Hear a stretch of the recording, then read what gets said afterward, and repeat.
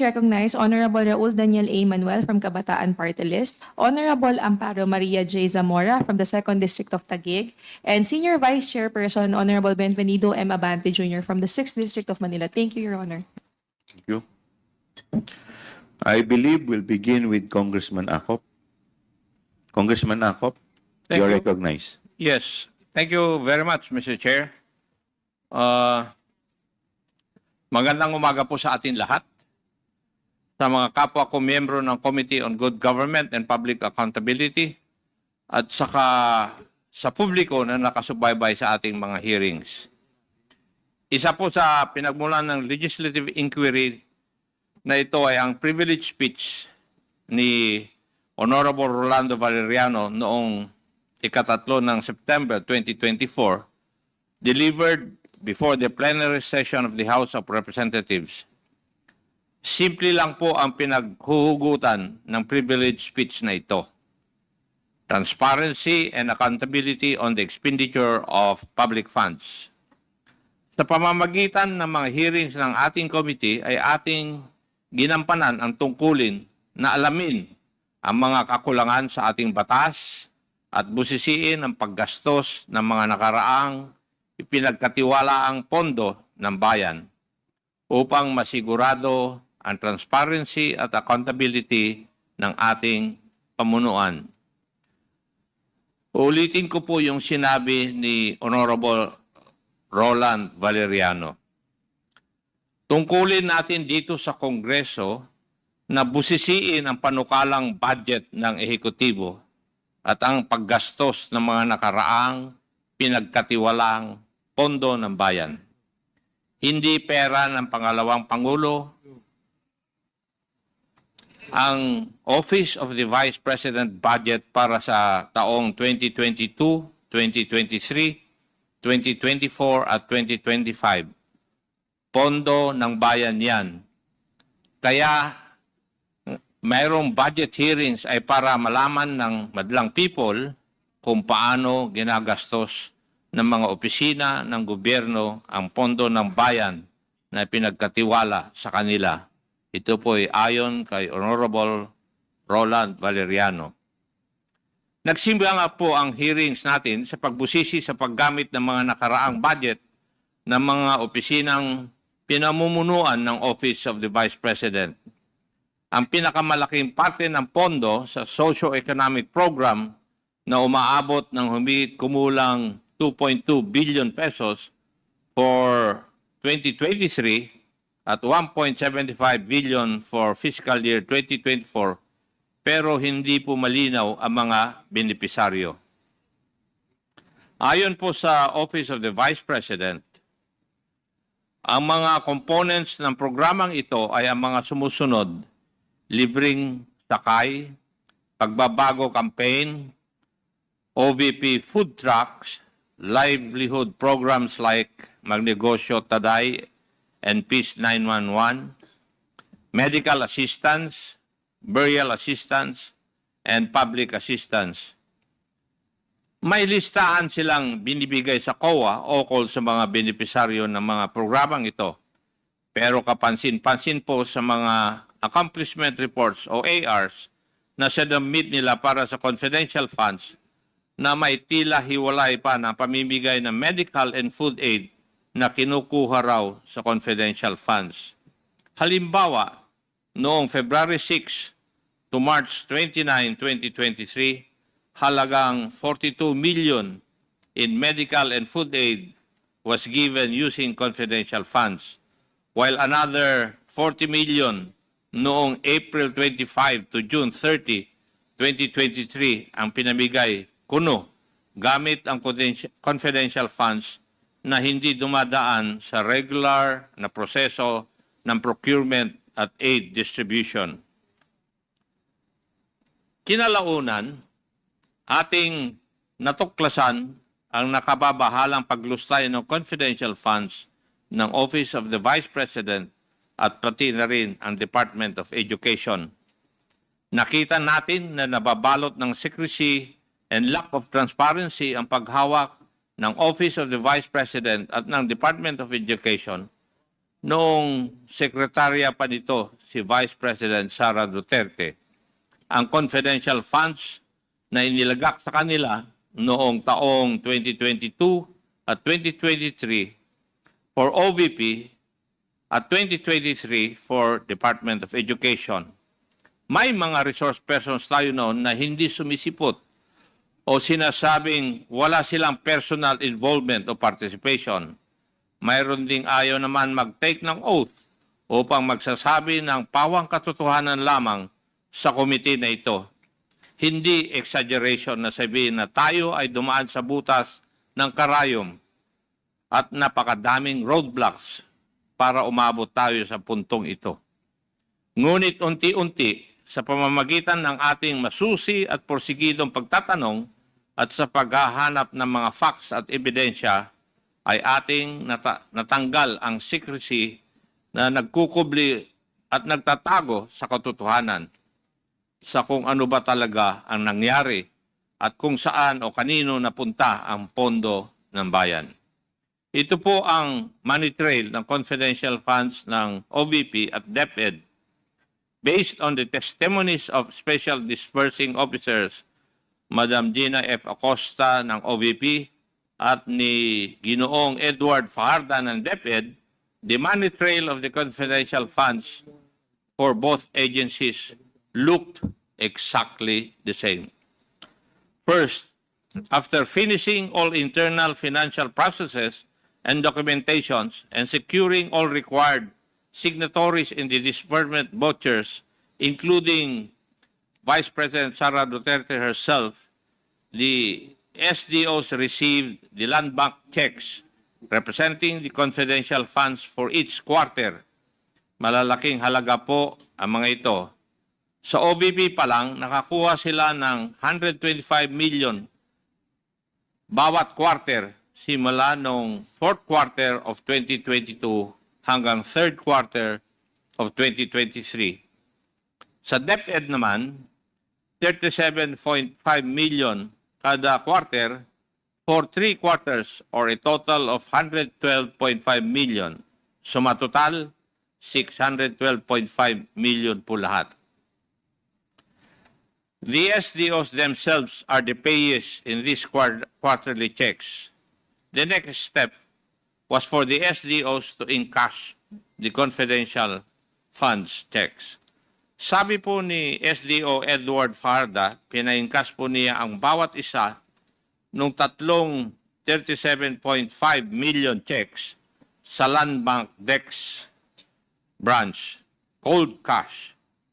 Nilalagay sa 2 duffel bags at isang backpack ang cash. May kasama raw siya noong 3 beses na yon na kilala niya lamang bilang Alan. Matapos mag-encash, dinala niya ang cash sa kanyang opisina sa DepEd. Sabi naman ni SDO Gina Acosta, para sa OVP confidential funds worth 125 million per quarter, pinapa-encash niya ang bawat cheque sa Land Bank Shaw Boulevard branch. Kasama niya si Assistant Chief of Staff Lemuel Ortonio at 2 di mapangalanang driver sa pagpapa-encash ng bawat cheque. 4 na beses, inilalagay raw nila ang 125 million cash sa 4 na duffel bags. Pareho sinabi ni Acosta at Ortonio na mula sa Land Bank ay pumunta na sila sa opisina ni Madam Gina Acosta sa Office of the Vice President. As if it was all planned and orchestrated or part of a common design, both SDO Acosta and Fajarda said that the Vice President directly instructed them to hand over the cash representing the confidential funds to certain security officers. For DepEd, may itinalaga raw si Colonel Raymond Lachica, ang head ng Vice Presidential Security and Protection Group, ng isang security officer na nangangalang Colonel Dennis Nolasco, kung saan weekly nagbibigay ng pondo si SDO Fajarda amounting to 4 to 6 million per week. For the Office of the Vice President, si Colonel Lachica raw mismo ang security officer na buong pinag-aabutan ni SDO Acosta ng 125 million every quarter. Matapos di umano ibigay ng mga SDOs ang pera sa mga security officers na sina Colonel Nolasco at Colonel Lachica, wala na raw silang partisipasyon sa actual disbursement ng confidential funds. Wala silang ibang basehan sa kung anong nangyari sa pondo, kundi sa pamamagitan ng mga accomplishment reports na kailangang ihanda at isumite para sa liquidation ng confidential funds. Malinaw po sa kwento ng mga SDOs na hindi sila ang nag-disburse o nagbayad ng payments to the informants and other supposed payees ng confidential funds. Naturalmente, hindi rin sila ang gumagawa ng accomplishment reports kasi wala silang kaalaman kung papaano nagasta ang pera ng bayan. Ito po ang parehong sinabi sa hearing ni na SDO Acosta at SDO Fajarda.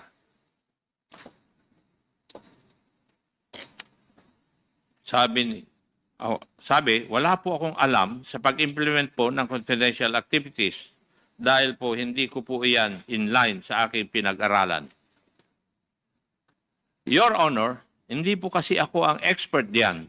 Si Colonel Nolasco po, siya po kasi ang gumawa niyan.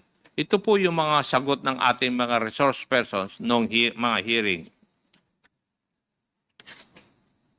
It is also being made to appear that the acknowledgement receipts or the documentary evidence of payments, o tawag natin ay DEP, supposedly also came from these security officers. Hindi po malinaw para sa akin ang kwento nila kung kailan inaabot sa kanila ng security officers ang acknowledgement receipts.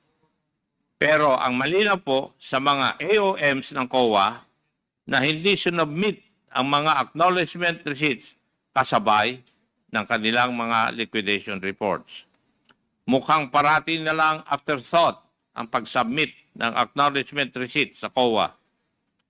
Ito ay sinubmit kasabay ng mga letter response na pirmado ni Attorney Poa para sa DepEd at para sa OVP ni na Attorney Lopez and Ginoong Ontorio.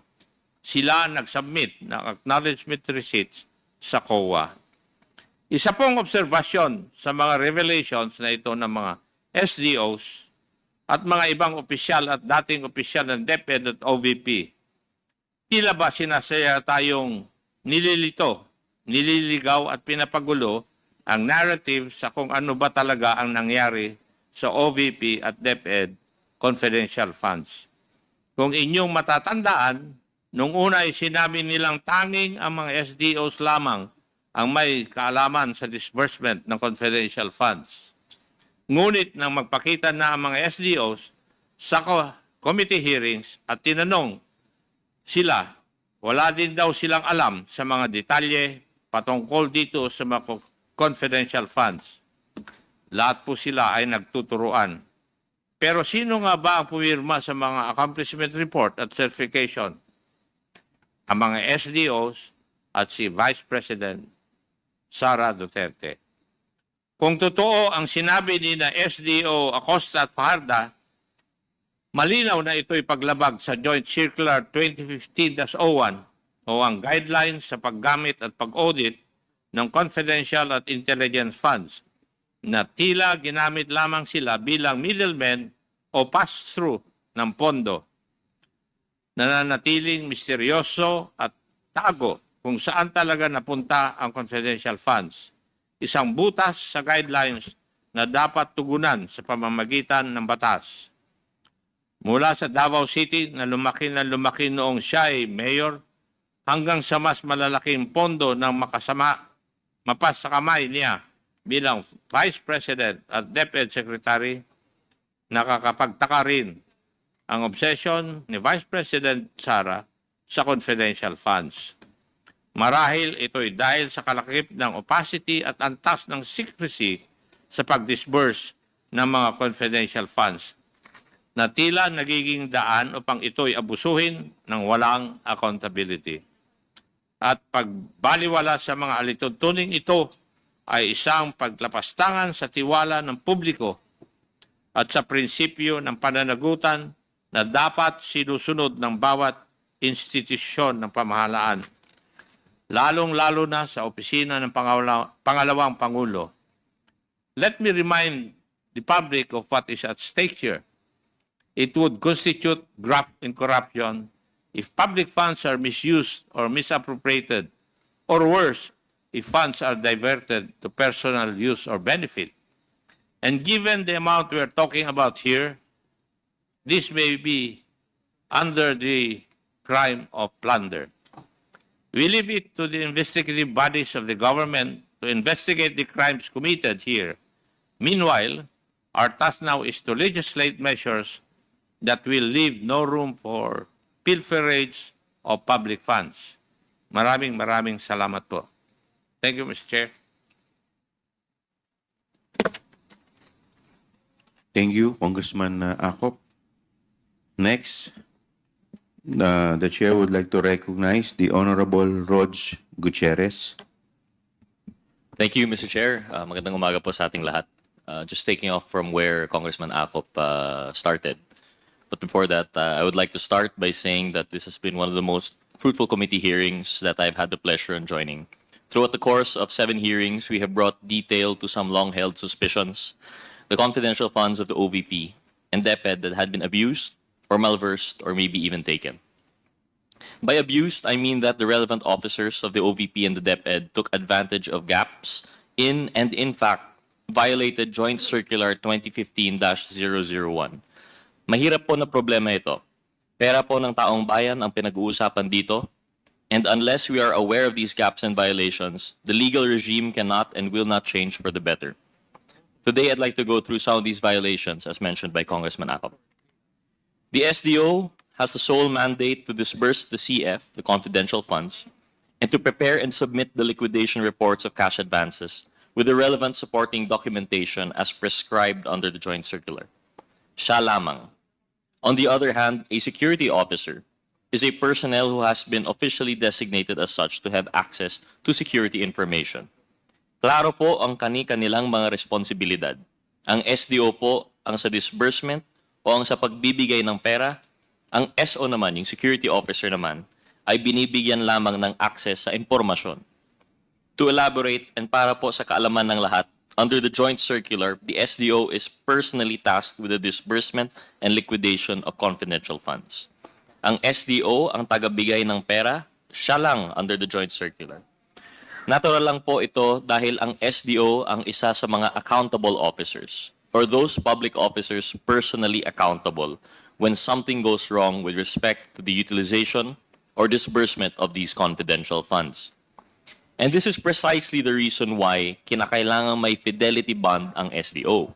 The fidelity bond is there so that if anything happens to the funds while it is in the custody of the SDO, sigurado na may maibabalik pa rin na pondo to the government through the bond and for the security of the taxpayers. Yung head of agency is also personally tasked to oversee the agency-wide use and disposition of confidential funds. Siya rin ang nag-a-appoint ng SDO.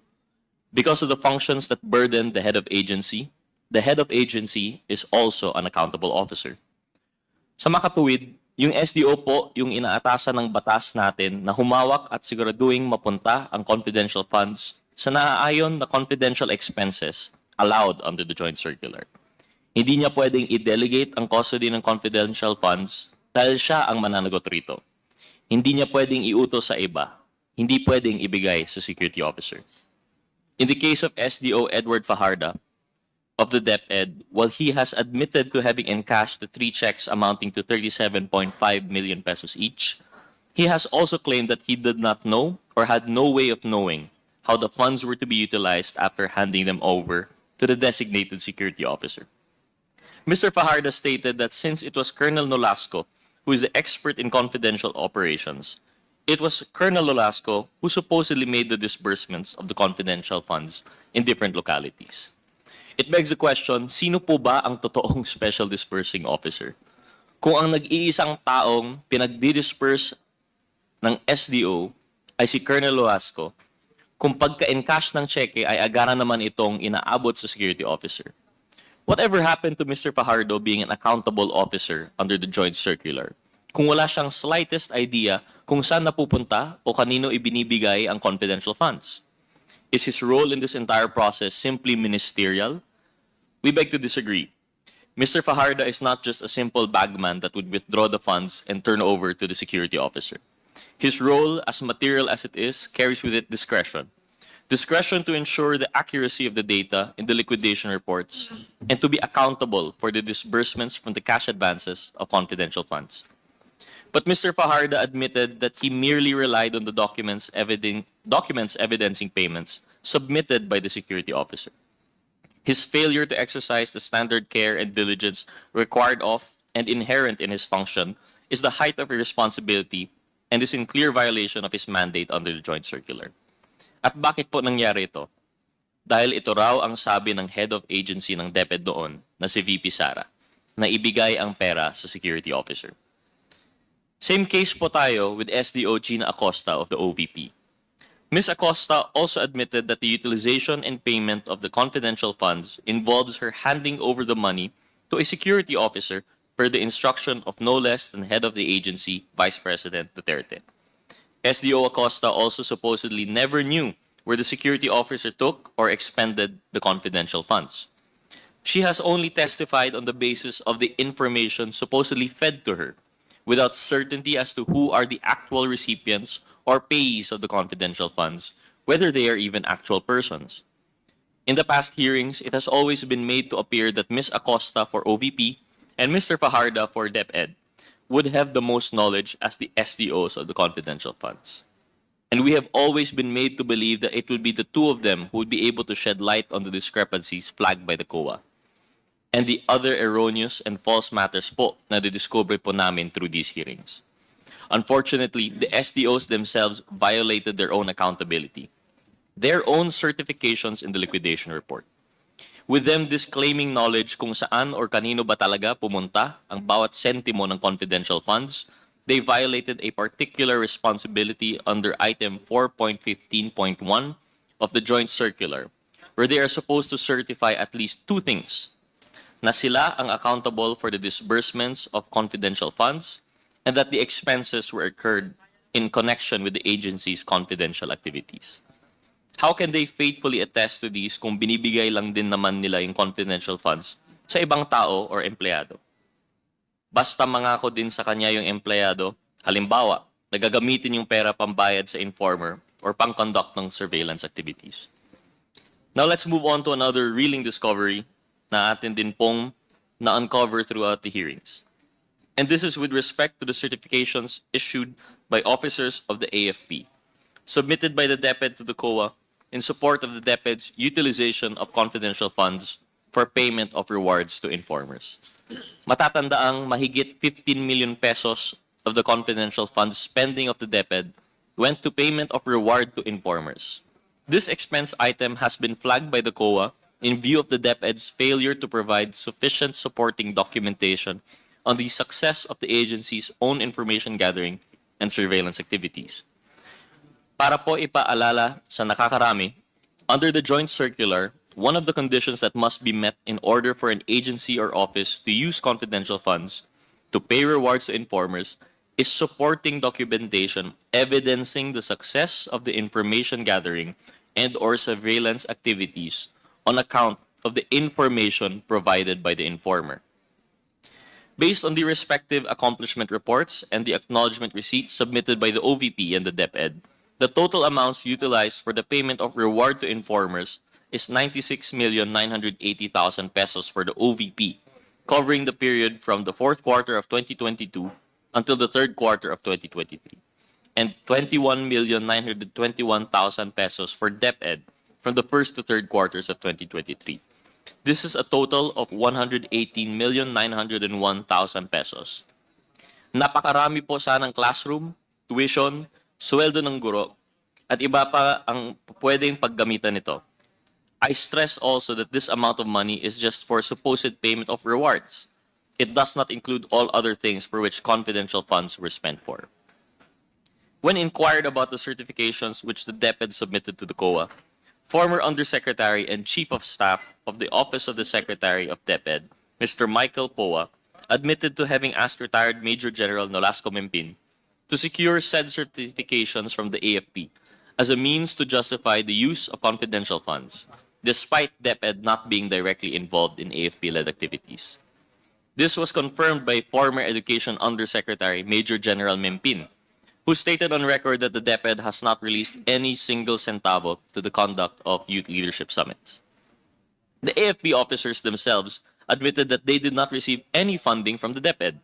The summits were actually funded by the budget of the Philippine Army and from funds of participating local government units, as confirmed by Colonel Boransing. Lieutenant Colonel Panopio also supported Colonel Boransing's statements that they were not aware that certifications issued by them would be used to justify the DepEd's confidential fund spending for informants.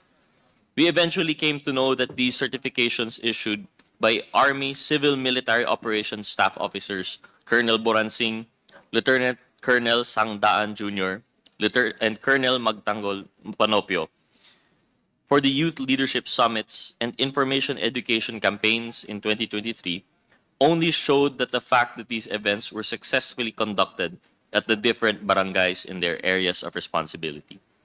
This is yet another clear derogation of the joint circular. DepEd misleadingly made it appear that the agency used confidential funds for youth training programs, when in truth it was the AFP and the LGUs which actually shouldered the expenses from their respective confidential fund allocations.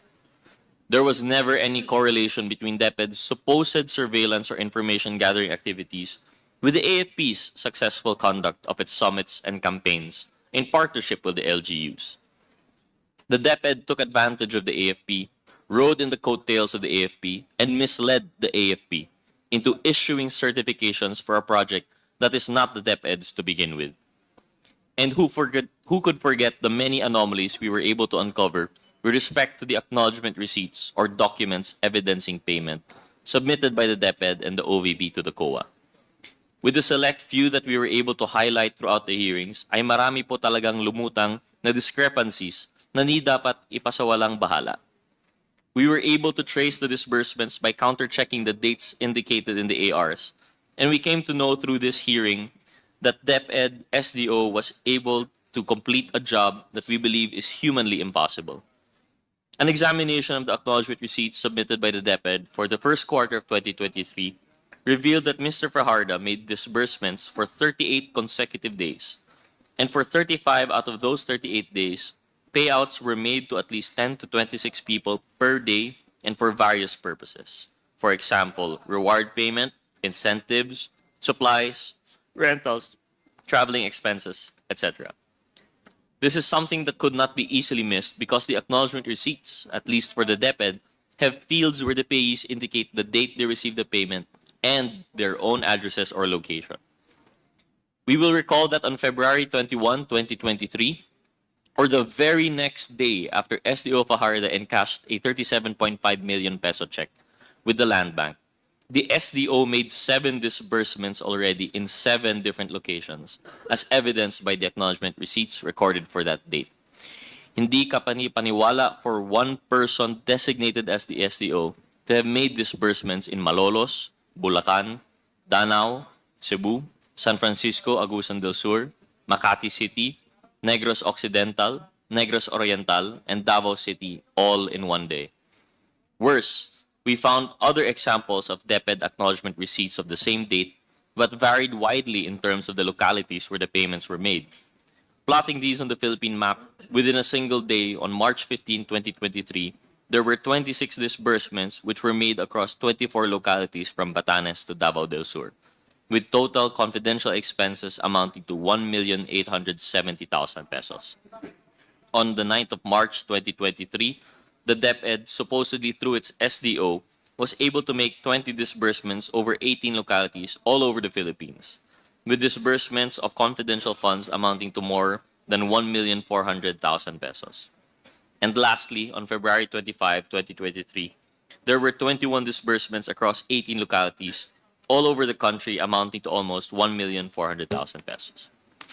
All three examples reinforce our point that no amount of imagination can make us believe that these disbursements were made to these people at these locations and at these dates. It is physically impossible. Even assuming that the DepEd has its satellite offices and field personnel all over the country, we should always go back to the joint circular as our Bible. The function of disbursing and of being accountable for the cash advances of the confidential funds is lodged with the SDO and the SDO alone. Delegating this function to any other officer or employee would run counter to the express guidelines of the joint circular and the safeguards that it entails. Unsurprisingly, the same discrepancies have been observed in the OVP acknowledgement receipts, particularly for the payouts and disbursements for the fourth quarter of 2022. For everyone's recollection, this period refers to the 11 days when the OVP was able to use up 125 million pesos worth of confidential funds. And markedly, there were at least 3 days out of those 11 days that the payouts reached 100 recipients. For instance, noon pong December 23, 2022, based on the records and the AR submitted by the OVP to the COA, SDO Gina Acosta was able to disburse more than 15 million pesos to 103 distinct individuals for various purposes. Tila po ba naka-hyperdrive na ang naging pag-disburse ni SDO Acosta para siguruhing ma-expend ang allocated confidential funds sa OVP sa mga nalalabing araw ng 2022. Notably, the following day or Christmas Eve of 2022, these disbursements continued based on the 40 acknowledgement receipts from the OVP on this date. It spent a total of 5,429,000 pesos on supposed confidential activities. Grabe talaga itong OVP non-stop kahit magpapasko na. Whoever disbursed more than 5 billion pesos truly embodied the spirit of generosity during the holidays. If it was actually true, this amount was disbursed for confidential expenses. Lastly, we found acknowledgement receipts that the OVP reported and submitted for the fourth quarter of 2022, but bear dates outside the period for which they are intended to be used as proof. Na-observe po namin how the OVP fourth quarter acknowledgement receipts were dated December 2023, when they have been supposedly paid out to and received by the recipients in 2022. Understandably, a person can instinctively write the past year in documents when welcoming a new year. But we find it very eccentric po, kasi for a person writing a date in 2022 and mistakenly indicating the immediately succeeding year, 2023, wala po yata ibang reason dito except that the acknowledgement receipts were indeed executed in 2023 and not in 2022, contrary to what the OVP is trying to establish. Sa dami po nang nadiscover natin in the past hearings na sinubaybayan po ng publiko, we uncovered irregularities and deficiencies in the disbursements and reporting of the confidential funds allocated to the OVP and to the DepEd. This has been an extremely insightful exercise of our mandate as we were able to examine the sufficiency of our current legislation and how this current legislation safeguards us from potential misuse and abuse of public funds, as well as the potential malfeasance, misfeasance, and nonfeasance in the office by officers and employees of the government. Our task does not end here. It is now our duty to craft legislation that will protect the public coffers and ensure that they are not used and abused by public servants for their personal agenda. With that, Mr. Chair, I conclude my part of the hearing. Thank you, Paul. Thank you, Congressman Gutierrez. Next is Congressman Zia Alonto Adjong. Thank you, Mr. Chairman. Bismillahirrahmanirrahim. Assalamualaikum warahmatullahi ta'ala wa barakatuh. Mr. Chairman and fellow members of this honorable committee, to my fellow Filipinos who are watching right now, what we have witnessed in the past 7 hearings before this Committee on Good Government and Public Accountability of the House of Representatives has left us with more questions than answers. Ang mga tanong po natin dito, hindi nakukuha ang kakulang sagot. Bagkus, nanganganak pa ng maraming tanong. But one thing, Mr. Chairman, is extremely clear to this representation. tayo po ay na-scam sa pamamagitan ng libu-libong acknowledgement receipts na basta-basta lamang dinoktor or gawa-gawa lamang. Mr. Chair, almost 5,000 acknowledgement receipts of dubious origin, kapalit ang 612.5 million pesos na confidential funds na basta-basta lang naglaho mula sa kaban ng bayan sa ilalim ng pamumuno ng ating Vice Presidente. Mr. Chair, 612,500,000 pesos o mahigit kalahating bilyon. Mr. Chair, ito po ang pondo ng bayan na nawala o hindi ma-explain mula lamang December 2022 hanggang September 2023. 9 na buwan lamang po, Mr. Chairman. Sa ganitong halaga, halos budget na po ng isang buong ahensya para sa isang buong taon ang pinag-uusapan po dito. Pinaglaruan po tayo?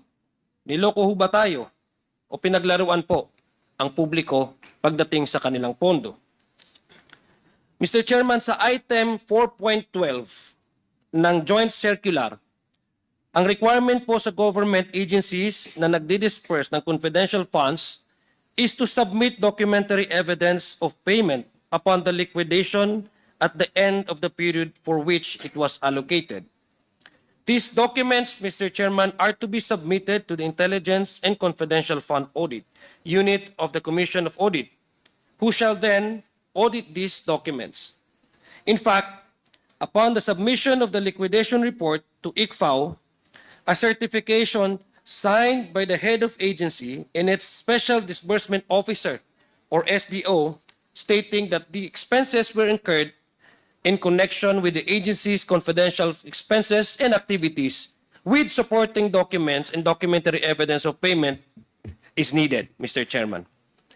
As the name suggests, ebidensya, is supposed to prove a fact that the confidential funds were utilized for confidential expenses. Ang hindi dapat basta-basta lang ibinubulsa at hindi dapat lang, Mr. Chairman, dapat lang binubulsa o napupunta lang sa kung ano-anong gastusin. Mr. Chair, from among these documents, this committee discovered that the confidential funds, which should be utilized by civilian agencies for security and surveillance activities, was just handed over to 2 members of the Vice President's security team upon the instruction of the VP herself. Sinabi po ito ng kanyang Special Disbursement Officers na si Ms. Gina Acosta at Mr. Fajarda. Those funds, Mr. Chair, were never to be seen again. And according to the SDOs, these same 2 members of our security group supposedly just provided them with the acknowledgement receipts to be submitted to COA. Ibig sabihin po nito, Mr. Chair, para po mag-comply sa requirement na nag-submit ng documentary evidence of payment, ang binigay ng OVP at DepEd ay acknowledgement receipts lamang. But in the course of investigating the OVP and DepEd submissions to the COA, these acknowledgement receipts, which were supposedly submitted to prove that it actually utilized confidential funds for the purpose stated in its fiscal and financial plan, Mr. Chair, we uncovered a number of anomalies. Sabi ko nga po, ang tanong, nanganganak ng mas maraming tanong. Mukhang ang mga supposed evidence or proof of the use of these confidential funds ay bogus or gawa-gawa lamang. Fake no, ang tawag po sa English. These discoveries led us to the conclusion that something was really amiss, Mr. Chair. May mali na ang pagkakamali na ito ay humahantong po, Mr. Chairman, sa katiwalian. Under Joint Circular 2015-001, it states that confidential funds must be utilized during the period of the particular project.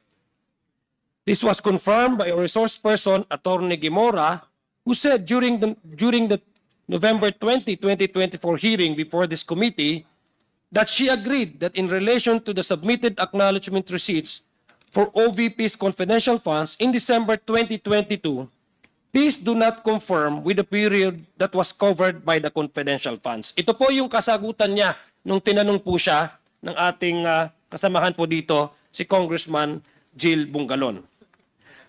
In the submitted acknowledgement receipts of the OVP to the COA, which as previously mentioned, it was supposedly a proof of its utilization of confidential funds from December 21 to December 31, 2022.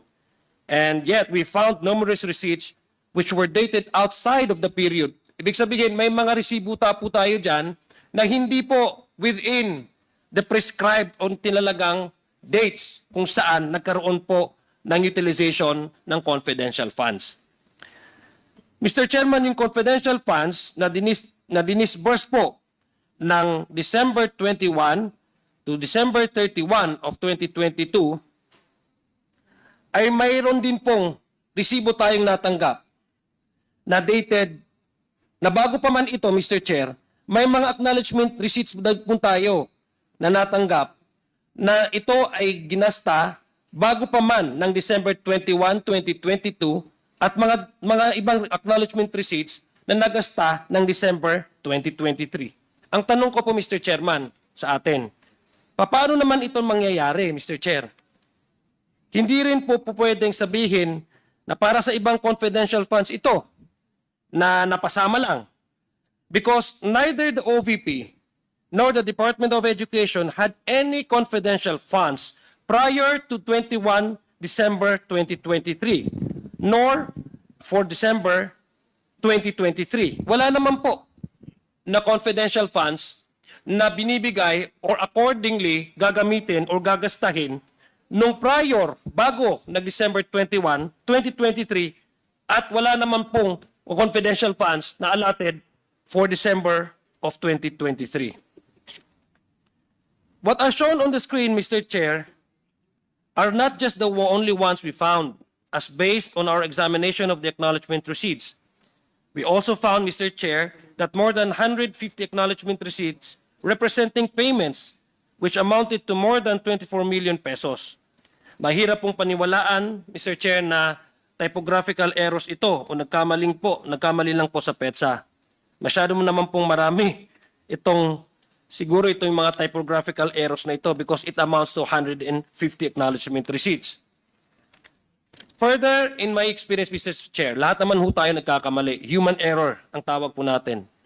Human error as to the writing of the dates would typically be that of the previous year and not of the succeeding year. Ibig sabihin, Mr. Chair, lahat naman ho tayo nagkakamali, lalo lang na pag mga bagong taon. Minsan, hindi pa ho natin masyadong yung acclimatize tayo doon sa pumasok na taon. Ang minsan na susulat po natin ay yung mga nakaraang taon. Hindi po yung preceding year. Na-experience po natin yan as a human error. Na nagkakamali po tayo bearing the earlier year than the preceding year. Ibig sabihin po, Mr. Chair, hindi yung darating na taon ang may susulat po natin sa mga dokumentong pinipirmahan natin. In fact, Mr. Chair, in the OVP's response to the Audit Observation Memo number 2013-211 and 2013-213, dated 19 October 2023, in which the OVP attached the aforementioned acknowledgement receipts for its December 2022 confidential expenses, it stated that the amount of 125 million pesos was supposedly spent within the period. However, as I previously mentioned, Mr. Chair, a total of 158 acknowledgement receipts submitted by the OVP for its December 2023 confidential funds expenses were made outside the period of December 21 to December 31 of 2022. Contrary, Mr. Chair, to the statement of the OVP, Mr. Chair. These acknowledgement receipts were fabricated kasi wala nga po tayong basihan kung bakit ito nagastos. Wala nga ho siya doon sa date kung dapat siya paggastosan. Because they bore dates different from the period covered, Mr. Chair. Simple po yan. Very simple po yan ang makikita po ng taong bayan yan. Para daw po sa 21 of December to 31 of December of 2022 raw po ang mga ARs na isinumite. This is shown by the certification dated 10 of January 2023 where Ms. Acosta certified that the acknowledgement receipts submitted, which we just showed, Mr. Chair, was for the period of December 21 to December 21 of 2022. Yung nakuha po ng OVP noong December 20, 2022. Pero po sa mga AR na ito, mayroong pong dalawa. Isa dated November 27, 2022 at isang dated December 12, Mr. Chair, 2022. Ito pong mga petsa na ito, it preceded the date with the confidential funds were released to the OVP in December 2022, while the others are dated in December 2022 or after the funds have been supposedly spent, Mr. Chair. Ang tanong ko po, paano po nangyari yon na meron po silang mga ARs dated prior to the actual releases of the confidential funds at may mga ARs sila dated na after supposedly na na-spent na yung kanilang confidential funds. Bali ho, Mr. Chair, mukhang base po sa sobrang dami ng mga acknowledgement receipts na ito na isinagawa lang noong hinihingan ng ebidensya ng COA sa pinadalang AOM sa Office of the Vice President. Sa aking palagay, Mr. Chair, ay itong panahon lang din na ito nagsimula gumawa ng mga ganitong klaseng acknowledgement receipts ang OVP para isumite. Para po, Mr. Chair, hindi magmukhang ginasta itong confidential expenses kung saan-saan lang po nila nilagay. Mr. Chair, it's very clear, Mr. Chair, kung titingnan po natin ng dates doon sa covered nung request of the confidential funds with that of the acknowledgement receipt na natanggap po natin, mukhang bogus po at fictitious po itong mga confidential funds, Mr. Chair. Wag din ho natin kakalimutan na by its very nature, Mr. Chair, acknowledgement receipts po ito. Ibig sabihin, pipirmahan mo ito tuwing natatanggap mo ang pera. Ibig po ba sabihin ito, Mr. Chair, mahigit 100 tao ang nagkamali na nagsabing December 2023 ang kanilang pinirman habang tinanggap nila ang pera para sa December 2022? Imposible naman po yan mangyari, Mr. Chair, dear colleagues. Let me go to another discovery that we noticed, we had, no? Another anomaly this committee noticed was the use of a very unique ink in the shade of blue and several acknowledgement receipts mula po sa Office of the Vice President. At first glance, Mr. Chair, we found that these acknowledgement receipts, which supposedly were signed by different persons in different months, clearly have the same unique shade of blue ink. There are many different types of pens, Mr. Chair. Alam po natin yan. May fountain pens, may sign pens, or whatever in the Philippines na available po sa market. But what are the chances, Mr. Chair, that the same ink would be used for 2 or more acknowledgement receipts submitted by the Office of the Vice President? If you ask me, Mr. Chair, the chances are very, very low. Especially, Mr. Chair, kung titingnan nyo po, itong tinta na ito ay hindi mumurahin. Mahal po yan na ballpen. Hindi po yan common na ginagamit na ballpen. Ang mas kapanipaniwala, Mr. Chair, para sa akin ay only one person probably made these acknowledgement receipts, and they are not the ones who received the funds as indicated in the acknowledgement receipts. Mr. Chair, my staff was also able to find acknowledgement receipts in different names, but the strokes o yung sinasabi po nating pagkasulat ng kanilang mga signatures signatures ito were identical. Dalawang different persons but the same identical strokes of signatures. Incidentally, Mr. Chair, these were all done on March of 2023. Moreover, Mr. Chair, the signatures all bear the same figure, done to 2 or 3 times. It's hard to believe, Mr. Chair, that such common signatures would appear like this. I admit that I'm not an expert in this kind of analysis, unlike those at the NBI, kasi sila naman po yung competent gumawa nito na examination. But based on what I know, Mr. Chair, these coincidences are too hard to ignore.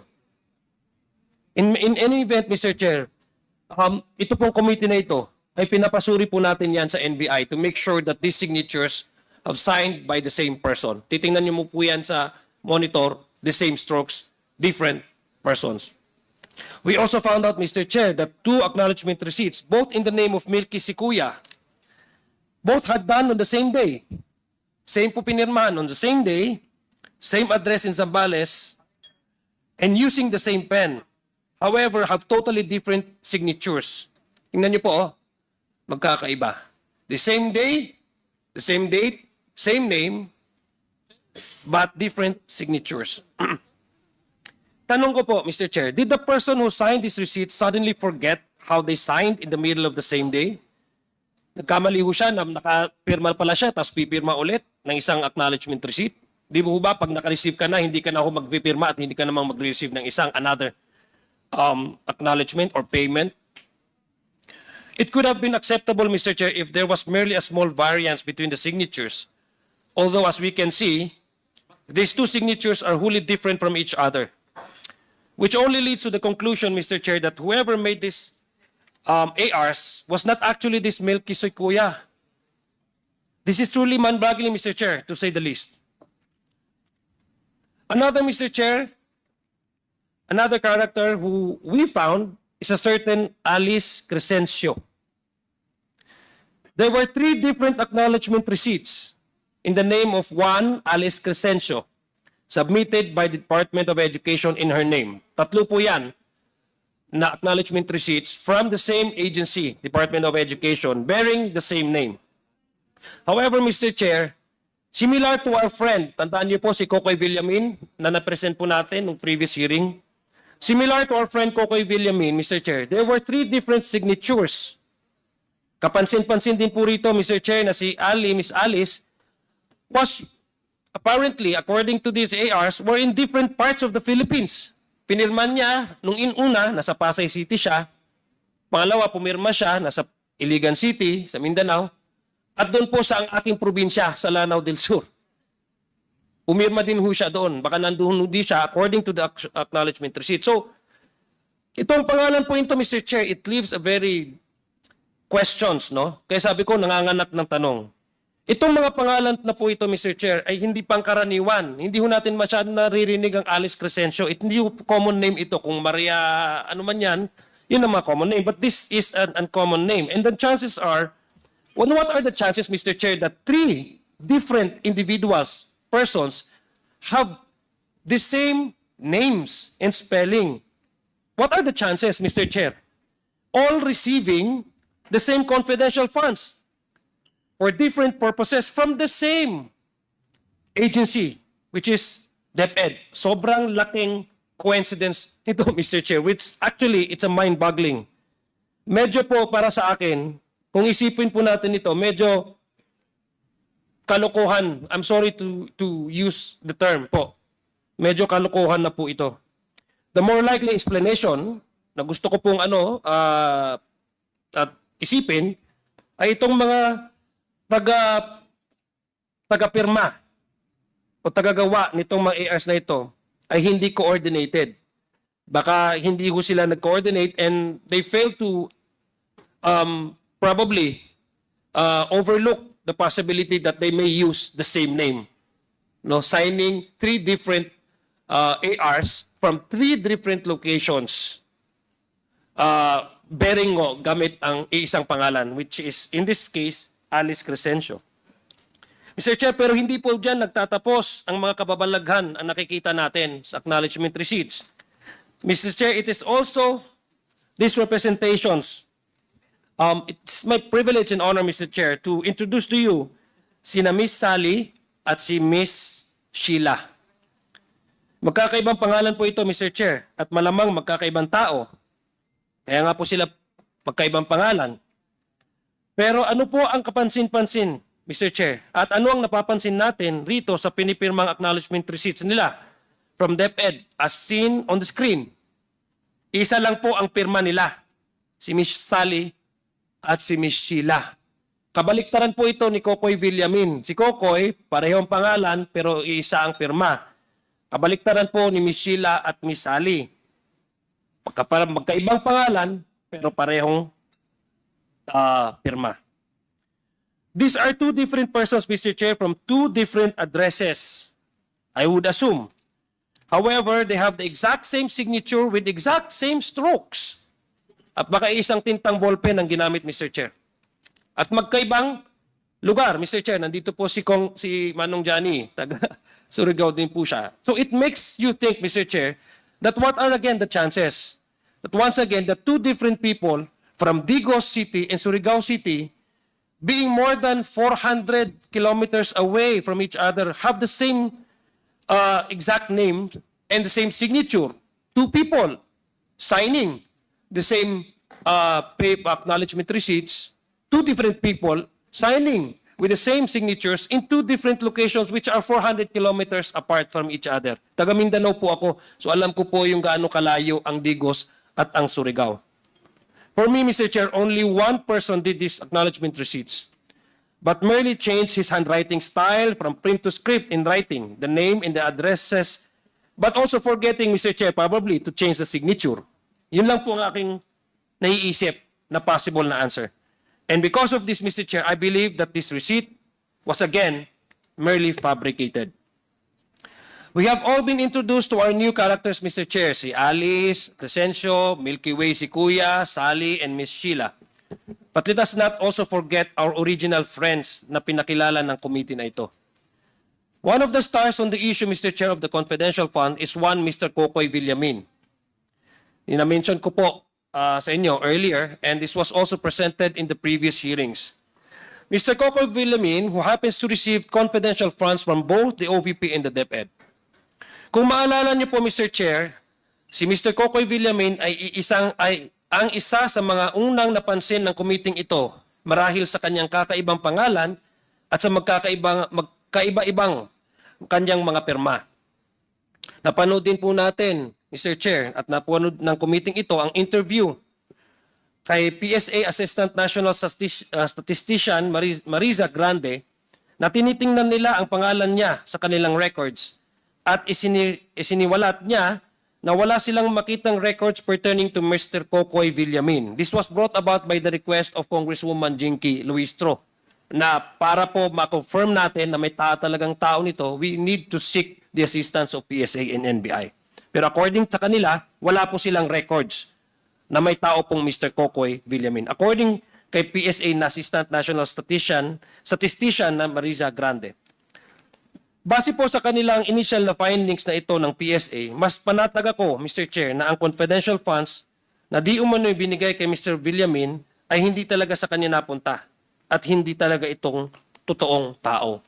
I mean, common sense would dictate, Mr. Chair, that same name, bearing the same name, ay hindi po magkakaroon ng dalawang signatures. And it reinforces our original questions kung meron po bang mga taong ganito. Ang pinakabida, Mr. Chair, sa ating naging inquiry in aid of legislation sa committee ito ay of course, si Miss Mary Grace Piatos. Thank you to Chairman Romy Acop. Siya po yung unang nakaobserba at na-notice po niya ang pangalan. Dahil yung pangalan pong ito, ang una nating napansin at napansin ni Chairman Acop dahil ito po ay kombinasyon, according to him, ng isang restaurant at chichirya. At tama na po, lahat po tayo nag-agree noon. Nung inaisiwalat sa committee ito ang acknowledgement receipt ni Miss Mary Grace Piatos, kami ay tunay na mangha. Tayo po, hindi lang po tayo, ang buong bayan ng namangha. We reached out to the National Statistics Authority and inquired from them into whether this was a real person or a made-up character. We were likewise informed, Mr. Chair, that the NSA had no record of any person bearing the name of Mary Grace Piatos. There are certain personalities, Mr. Chair, who claim this Mary Grace Piatos were merely a code name, adding that in television and in movies, sa mga palabas at sa television, these code names are used for secret mission.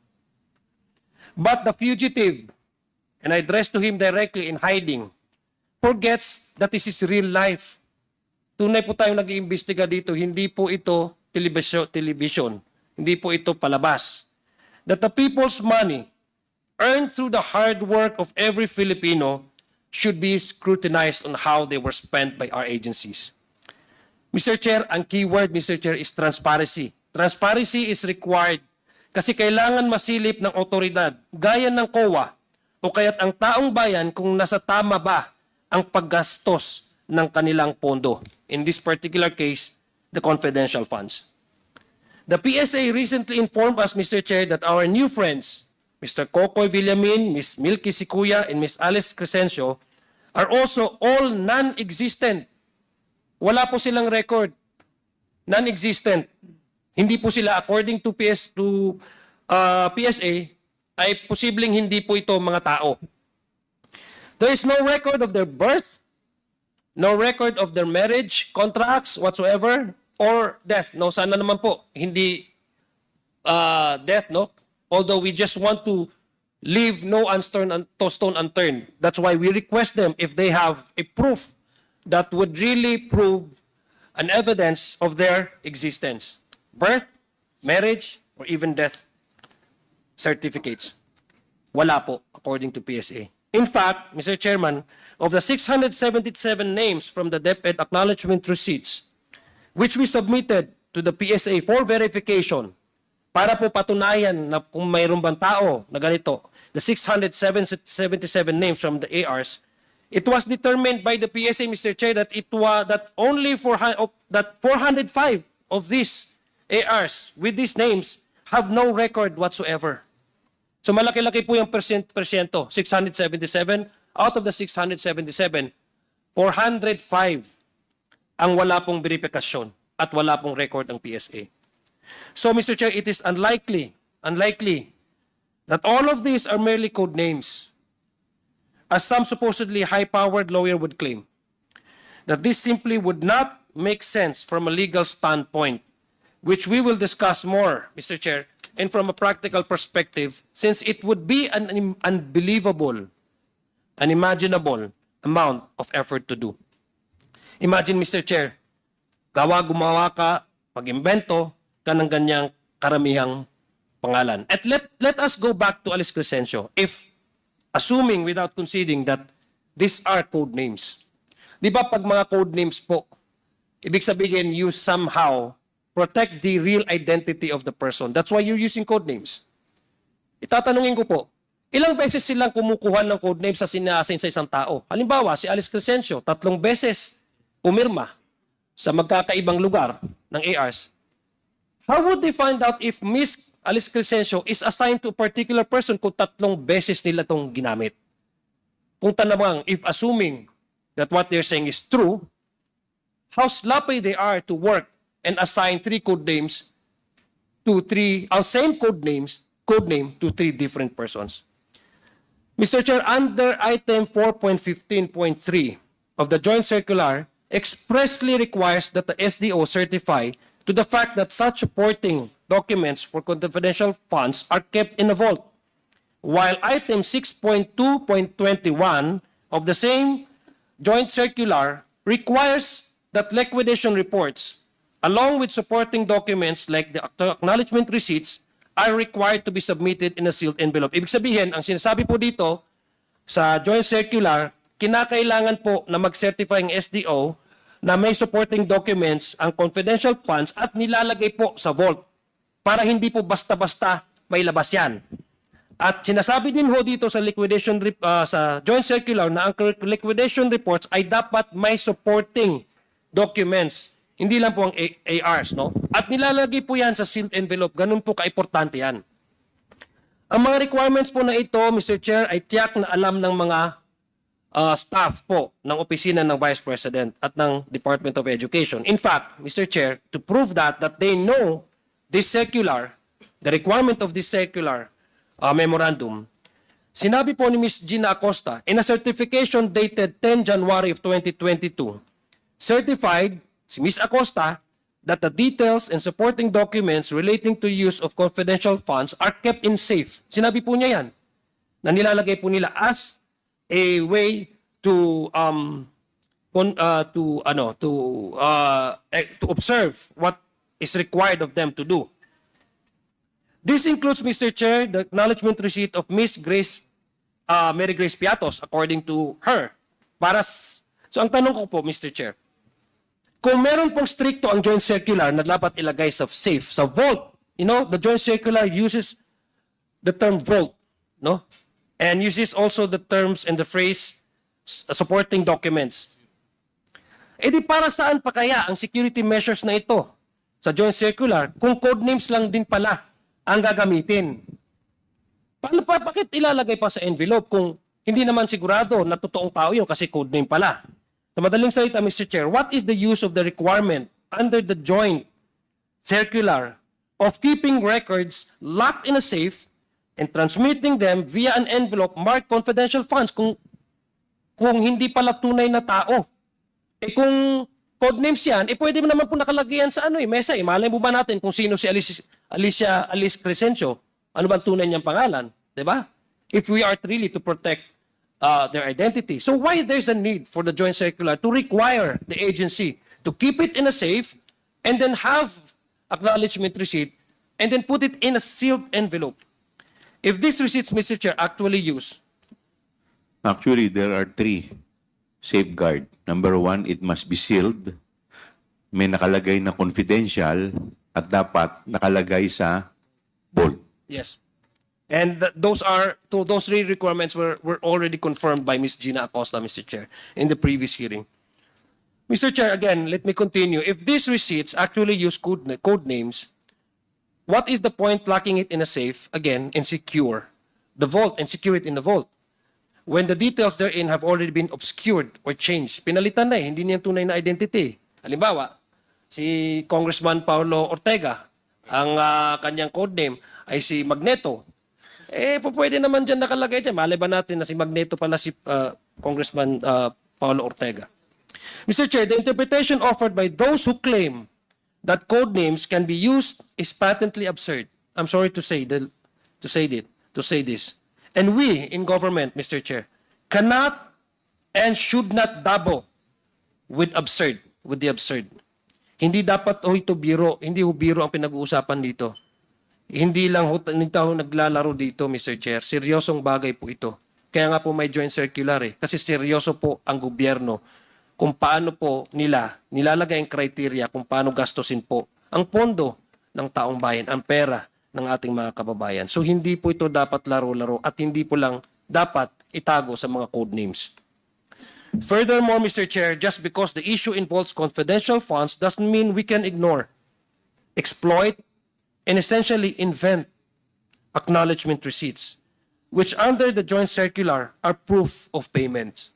Paano po mapoprove na itong isang tao na ito, nagngangalang ganito, ay nakatanggap dahil siya informant, kung ang nilalagay lang ho natin na acknowledgement receipts ay hindi niya pangalan or code name lang, Mr. Chair, Your Honors.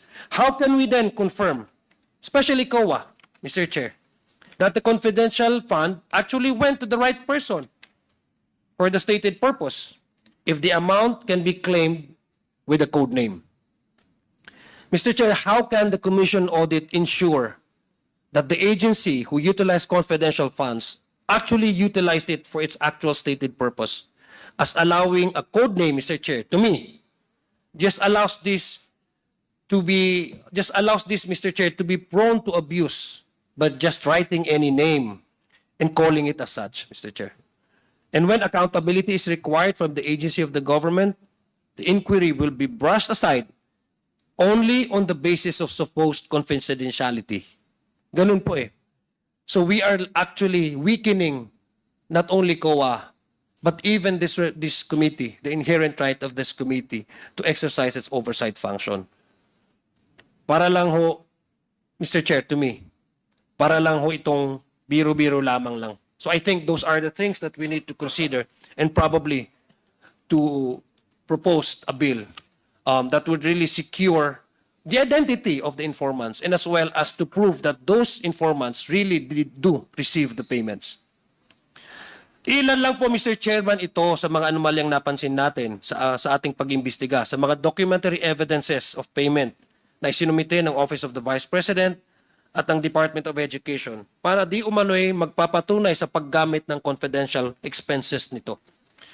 Sa aming mga kababayan, to my fellow Filipinos, I would wish that this committee's inquiry in aid of legislation with regard to the issues on confidential funds surrounding OVP and DepEd was understood. Pinapanalangin ko po, Mr. Chair, na maintindihan ito ang trabaho po natin at ginagawa po natin dito sa committee nito. Pinapanalangin ko na maintindihan ito ng ating mga kababayan Dahil hindi po ito pondo ng isang taong pinag-uusapan. Hindi po biro ang pinag-uusapan dito. Hindi po madali ang mga na-involved na tao po dito. Ito po ang pinag-uusapan natin ay pondo po nila. Pera po ng taong bayan. And we want to make sure that whatever manners these funds are spent and utilized, it should ultimately be for the goal or objective of making their lives better.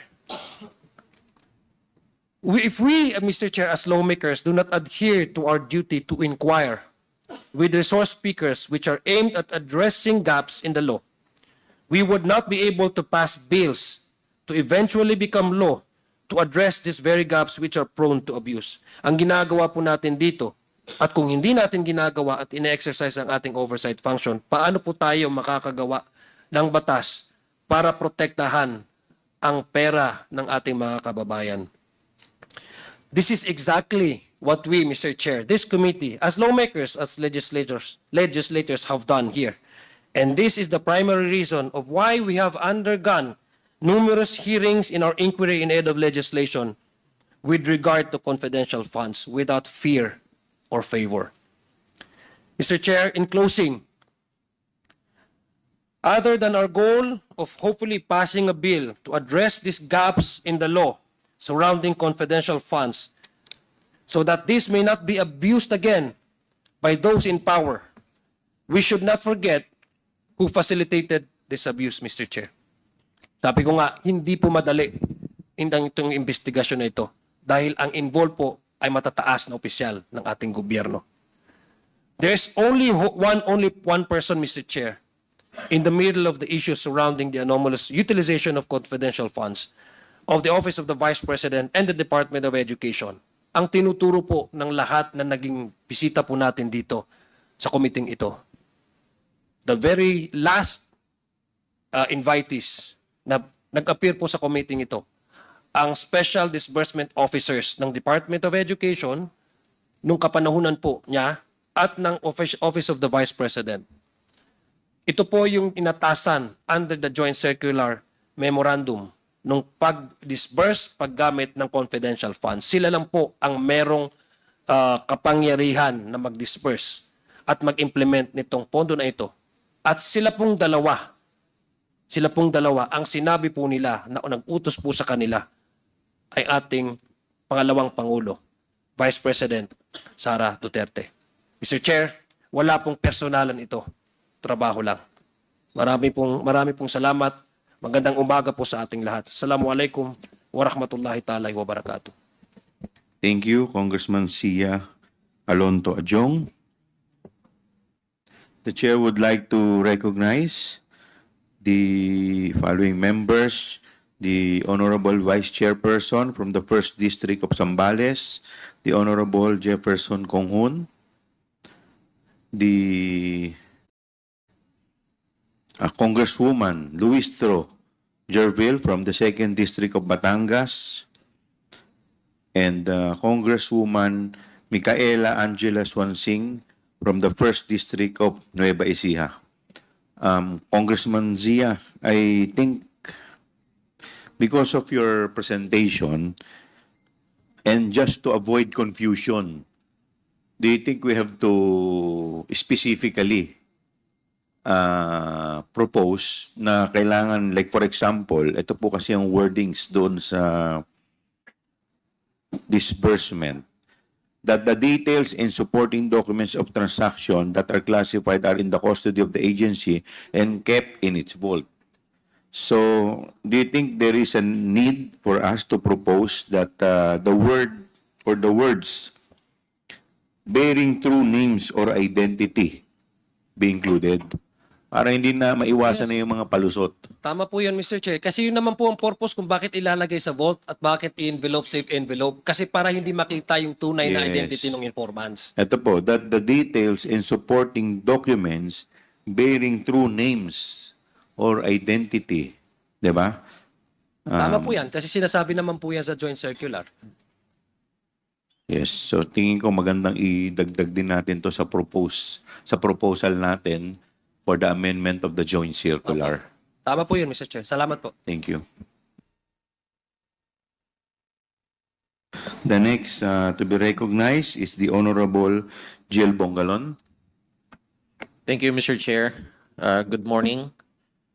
Mr. Chair, I, together with other members of this committee, will give a summary of the legal liabilities of the public officials and personalities involved in relation to the utilization of the confidential funds.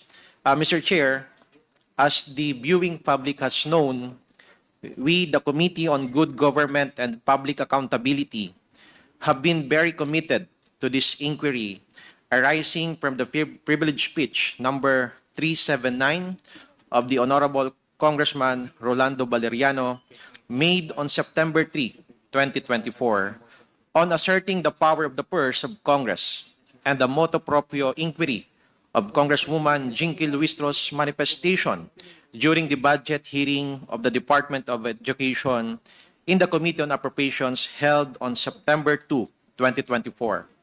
Mr. Chair, our good members of the committee have very competently summarized the facts that we have gathered from the past 7 hearings on this matter.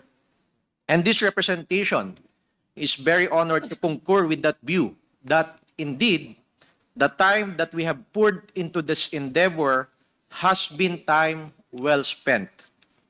For we have not only assisted the general public in understanding the process of disbursement of regular and confidential funds and their striking differences, we have also discovered alarming gaps and anomalies in the disbursement process and even outright violations of it. We believe that these findings, issues, and anomalies we have uncovered here will guide us not only in the present but also well into the future in crafting new legislation that will aim to better protect every single hard-earned centavo of our taxpayers' money. Gayunpaman, may isa pang tanong na kailangan nating sagutin at sigurado po ako na ang taong bayan ay gusto at interesado din ito pong malaman. Ano po ba ang mga potensyal na legal liabilities, both criminal and administrative, sa mga natuklasang anomalya sa ating investigasyon? Mr. Chair, I, together with other members, have taken on the task of outlining some of the potential legal ramifications and liabilities arising from the facts that we have uncovered. Ang unang krimen na pag-uusapan po natin ngayong araw ay ang tinatawag na technical malversation under the revised penal code. Ano po ba ito? Simply stated, it means that an accountable officer applies public funds to another purpose, kahit public purpose pa yan, which is different from that which they were originally appropriated for by law or ordinance. Sa madaling salita, ginamit sa ibang bagay ang pera ng taong bayan at hindi napunta sa original officer o di kaya yung head of agency. Second, yung public funds na nasa custody niya napunta o ginamit sa ibang public purpose. Third, yung public purpose na pinuntahan ng public funds ay hindi yung purpose na inaprubahan na paggagamitan ng public funds na yon. Kaya naman, ang technical malversation ay base sa paggamit ng public funds sa ibang bagay kung saan ito ay talagang nilaan, kahit anuman ang intensyon o purpose ng paggamit nito. Even if the public funds are used for the benefit of the people, this is still penalized by law. Let's look at several instances of technical malversation that we have seemed to have uncovered. Ang pinag-uusapan po natin sa hearing na ito ay kadalasan tungkol sa confidential funds. Paulit-ulit po, and as confirmed by the Commission on Audit itself, confidential funds are only to be used for confidential expenses. Kaso pagdating po sa Office of the Vice President, yung COA na po mismo ang nag-flag sa pamamagitan ng Notice of Disallowance which says na hindi mapakita ng accountable officers kulang-kulang ang mga binigay na dokumento o ebidensya na magpapatunay o magpapakita na confidential funds were used for the confidential expenses that are allowed under the joint circular. Let us emphasize that the joint circular requires that the confidential funds must be spent only for confidential expenses like those incurred in relation to national security and peace and order, confidential activities, among others. Such requirement was not complied with by the OVP, katulad ng itong tinutukoy na payment of tables, chairs, desktop, computers, and printers which were not even specified to be for confidential operations. Let's assume na lang po, dahil hindi alam ng SDO kung totoo ba o hindi, na talagang gumastos ng 3.5 million pesos ang OVP para sa mga office equipment na ito. Mali po na confidential funds ang ginamit nila for this. This is clear technical malversation. Mr. Chair, next slide please. Now, this one is very significant po. Presumption of malversation. Of course, there's such thing po na tinatawag na presumption of malversation, and this is found under revised penal code. At ang ibig sabihin po nito, kapag ikaw, accountable officer ka, you were given custody over public funds at ikaw ang accountable for those funds. Kapag hinanap sa iyo kung nasaan yung funds or saan napunta at wala kang masagot, the law presumes na binulsa mo.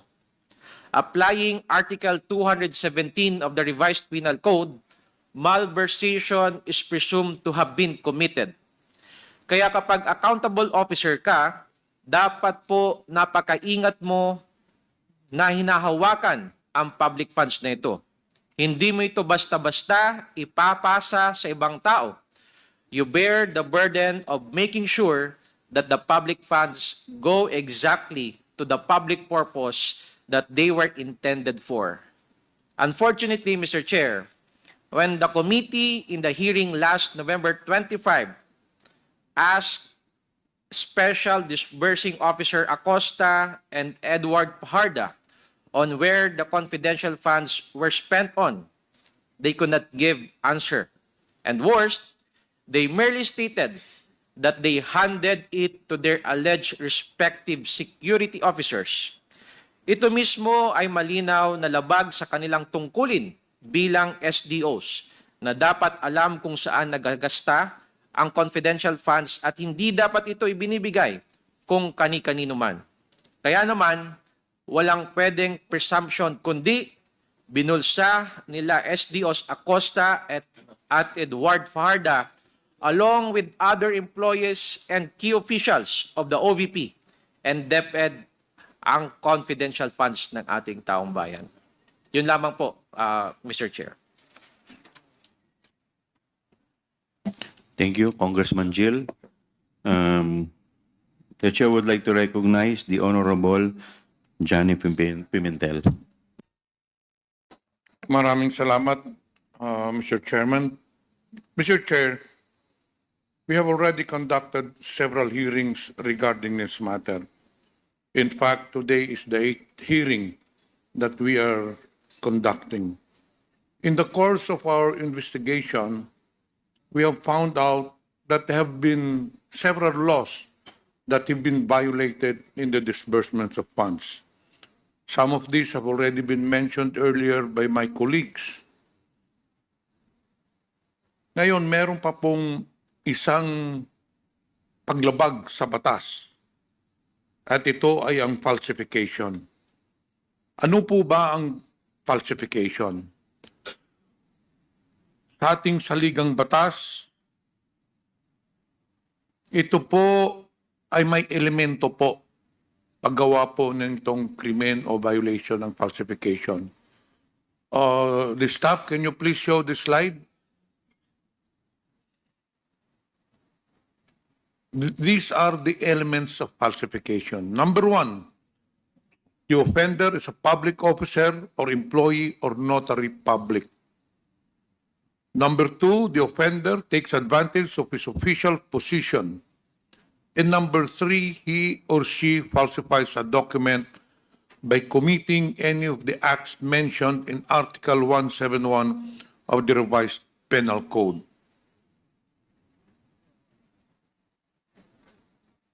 Ito po ay when a public officer, tulad po ng ating mga resource persons na naimbita nung nakaraang mga hearings, take advantage of their official positions and falsify documents. Ang mga halaga dito ay mga falsities or mga di katotohanan or fabrication sa mga dokumento among others. At ito mismo ang violation o krimen na nangyari sa loob mismo ng ahensya na dinidinig po natin. Ngayon, ano po ba ang ibig sabihin ng falsified documents? Paano ba ito ginagawa? There are several means to falsify documents under the Revised Penal Code. But let us go to the relevant portions to us right now. This is committed by any public officer, employee, or notary who, taking advantage of his official position, shall falsify a document by committing any of the following acts, causing it to appear that persons have participated in any act or proceeding when they did not in fact so participate. Falsification of documents is committed by making it appear that persons have participated in any act or proceeding when they did not in fact so participate. Ito po yung nakita natin ng mga obserbasyon sa mga hearing, sa mga fraudulent at bogus po ng mga acknowledgement receipts. Next slide, please. Nalala po natin lahat ang kakaibang pangalan na si Mary Grace Piatos. The person that obviously does not exist. Walang record ang PSA sa kanya, yet her name appears in the acknowledgement receipts submitted po to liquidate the confidential funds. Obviously, it was made to appear that she participated in this acknowledgement, despite the fact that she does not exist. Clearly, Mr. Chair, this is falsification. Next slide, please. Pag-usapan po din natin si Kokoy Villamin, the person po na ating na-highlight from the previous hearings who got confidential funds. As pointed out by Congressman Adyong, magkaiba po ang signature and handwriting niya sa parehong AR. This cuts doubt on whether Kokoy Villamin, if he does exist, really was the one who signed both ARs or even any one of these ARs. Hindi ka paniwala na basta-bastang nagbago na lang ang pirma ng isang tao. Again, it was made to appear that a person, itong si Kokoy Villamin, participated in these supposed payments and acknowledgement receipts when the truth, he did not. Madami po tayong examples ng mga potential counts of falsification dito sa ating hearing. These are but just a few examples. Kaya naman ang mga acknowledgement receipts nito to make it appear na sila Mary Grace Piatos, Kokoy Villamin at iba pang nakapirma ay nakakuha ng bayad mula sa confidential funds. Ngunit it was later revealed na mga tao nito does not even exist. This is exactly what the law penalizes as falsification. Next slide, please. Now, isa po pong violation ay ang use of falsified documents. Iba po ito sa falsification. Ito po ay isang krimen or violation ng batas natin na depende sa circumstansya. Next slide, please. Ang liable po for this crime is if alam ng isang tao na ang document ay falsified at ito ay ginamit pa rin niya. Ano ba ang mga elemento nito? Una, the offender knew that a document was falsified by another person. Pangalawa, the false document is embraced in Article 171 or in any of subdivisions numbers 1 and 2 of Article 172. Pangatlo, he used such document not in judicial proceedings. And pang-apat, the use of the false document caused damage to another, or at least it was used with intent to cause such damage. Next slide, please. Ito po ang mga elemento of use of falsified documents. Ang importante dito is the use of the document. Clearly po, ginamit po yung affidavit, or rather, yung falsified acknowledgement receipts. They were used to justify the liquidation for hundreds of millions of confidential funds. Ito po yung mga sample na mga dokumento na pinakikita natin ngayon. Naalala po natin ang mga liquidation reports ng ARs na paulit-ulit natin pinakita sa mga hearings dito ng mga signature nila SDO Acosta, SDO Fajarda ay nag-certify na ang confidential funds ay napunta sa confidential expenses.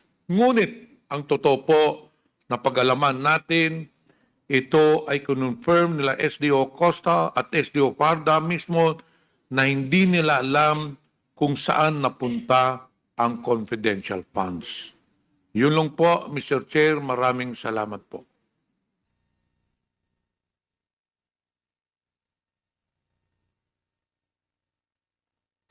Thank you, Congressman Johnny Pimentel. The next to present is